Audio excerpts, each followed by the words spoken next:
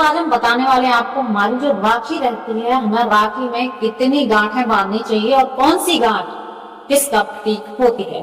तो चलिए जानते हैं हमें राखी बांधते हुए क्या क्या चीजें ध्यान रखनी चाहिए। तो दोस्तों, हिंदू धर्म में जो है रक्षाबंधन का पर्व बड़ा ही पवित्र माना जाता है। यह पर्व भाई बहन के प्रेम का प्रतीक त्योहार माना होता है। रक्षाबंधन में अब कुछ ही दिन शेष हैं। देश भर में इस त्योहार को खूब धूमधाम से मनाया जा रहा है। त्योहार को लेकर तैयारियां शुरू हो चुकी। बाजार में राखियों से धजे नजारे नजर आ रहे हैं। इस दिन बहनें अपने भाइयों की कलाई पर रक्षा सूत्र बांधकर भाइयों के सफल भविष्य की कामना करते। तो दोस्तों, भाई बहन के अटूट प्रेम का त्योहार रक्षाबंधन इस साल 9 अगस्त को मनाया जा रहा है और इस पर जिनका पालन करने से बहन और भाई के रिश्तों में मिठास बढ़ती है। जैसे राखी बांधते समय कितनी गांठ लगानी चाहिए, किस दिशा में मुंह रखना चाहिए, तो आइए जानते हैं विस्तार से। तो दोस्तों, पहली गांठ जो हम लगाते हैं, राखी में हमेशा कितनी गांठें बांधनी चाहिए। तो राखी में हमेशा 3 गांठें बांधने के पीछे बहुत ही गहरी मान्यता छिपी हुई है। ऐसा माना जाता है कि ये 3 गांठें त्रिदेव ब्रह्मा, विष्णु और महेश का प्रतीक होती है। पहली गांठ ब्रह्मा जी को समर्पित है, तो सृष्टि के रचयिता है।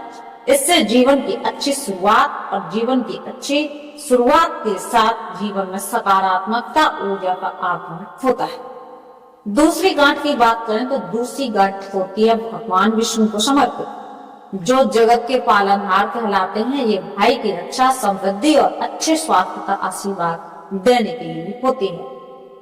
तीसरी गांठ दोस्तों महादेव को समर्पित होती है, जो संहारक और मोक्षदाता है। यह गांठ बुरी शक्तियों से सुरक्षा और बुरी कर्मों से बचाव का संकेत देती है। दिशा का भी दोस्तों ध्यान रखें तो हमें कौन सी दिशा में राखी बांधनी चाहिए। तो भाई को राखी बांधते समय बहन को दिशा का ध्यान रखना बेहद जरूरी है। ऐसा करने से भाई और बहन दोनों भी शुभ फलों की प्राप्ति करते हैं। इसलिए ध्यान रखें कि राखी बांधते समय भाई का मुख पूर्व दिशा की ओर हो और बहन का मुख पश्चिम दिशा की ओर हो। ये दोनों दिशा भाई बहन के लिए सबसे उत्तम दिशाएं मानी जाती हैं। दोस्तों, एक बार अगर आप राखी बांधते हैं तो आप अगर करना चाहें तो मंत्र का जाप को भी कर सकते। तो मंत्र आपको स्क्रीन पर दिख रहा होगा। येन बद्धो बलि राजा दानवेन्द्रो महाबला तेन त्वाम प्रतब्ध नामी और रक्षे माचल माचला।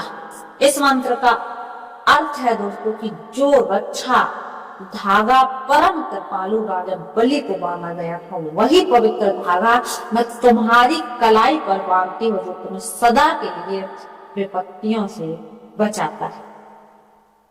तो दोस्तों, ये था आज का वीडियो। कैसा लगा तुम्हें ऐसी जानकारी पाकर?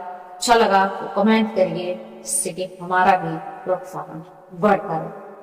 दोस्तों, बात करेंगे रक्षाबंधन की। शुभ मुहूर्त भद्रा काल है या नहीं है, और क्या रहेगा शुभ संयोग, और कितने बजे से कितने बजे तक बांधनी है राखी।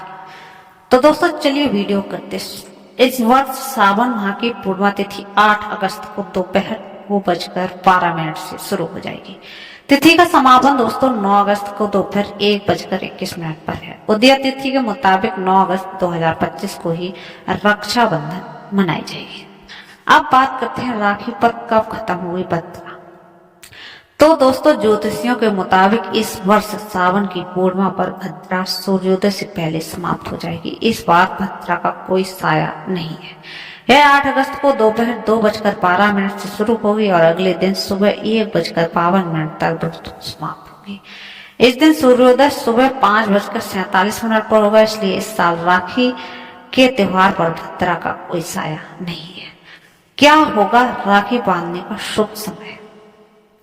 तो दोस्तों, इस साल राखी बांधने का शुभ मुहूर्त सुबह 5:47 से शुरू हो जाएगा और यह मुहूर्त दोपहर 1:24 तक चलेगा। आप कभी भी राखी बांध सकते हैं, लेकिन आप और भी शुभ संयोग देख रहे हैं तो सर्वार्थ सिद्धि योग। इस बार रक्षाबंधन के दिन सर्वार्थ सिद्धि योग बनेगा। यह सुबह 5:47 से दोपहर 2:23 तक रहेगा। सौभाग्य योग राखी पर सौभाग्य योग प्रातः काल से लेकर 10 अगस्त को तड़के 2:15 तक रहेगा।